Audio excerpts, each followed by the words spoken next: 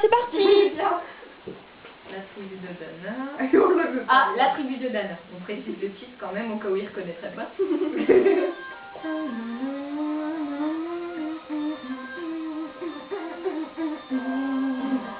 Allez, Et encore les mains. Attention, ça va plus tarder. Hein. Attention, le vent souffle sur les plaines de la Bretagne armoricaine. Je jette un dernier regard sur ma femme, mon fils et mon domaine. À qui le fils du forgeron est venu me chercher. Les druides ont décidé de mener le combat dans la vallée, là où tous nos ancêtres, de géants guerriers têtes, après de grandes batailles se sont imposés en maîtres. C'est l'heure maintenant de défendre notre terre contre une armée de cimériens prêts à croiser le fer. Toute la tribu s'est réunie pour remercier les dieux afin qu'ils puissent nous bénir. Après cette prière avec mes frères en faire état de zèle, les chefs nous ont donné à tous des gorgées d'hydromel pour le courage, pour pas qu'il y ait de faille, pour rester grands et fiers quand nous serons dans la bataille, car c'est la première fois pour moi que je pars au combat et j'espère être digne de la tribu de Dana. On n'entend pas le son en fait. Hein.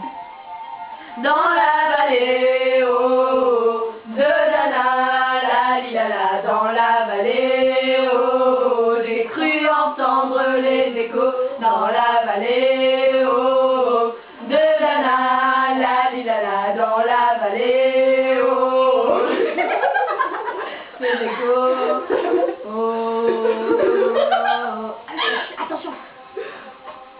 Après quelques incantations de druides et de magie, toute la tribu le glaive en main courait vers l'ennemi. La lutte était terrible, je ne voyais que des ombres, tranchant l'ennemi qui revenait toujours en surnombre. Mes frères tombaient l'un après l'autre devant mon regard, sous le poids des armes que possédaient tous ces barbares. Des lances, des haches et des épées dans le jardin d'Éden, qui écoulait du sang sur l'herbe verte de la plaine, comme des jours de peine, où l'homme se traîne, à la limite du règne, du mal et de la haine. Fallait-il continuer ce combat déjà perdu? Mais telle était la fierté de toute la tribu. La lutte a continué comme ça jusqu'au soleil couchant, de férocité extrêmement plus d'acharnement. Fallait défendre la terre de nos ancêtres enterrés là, et pour tous les doigts de la tribu de Dana. Dana.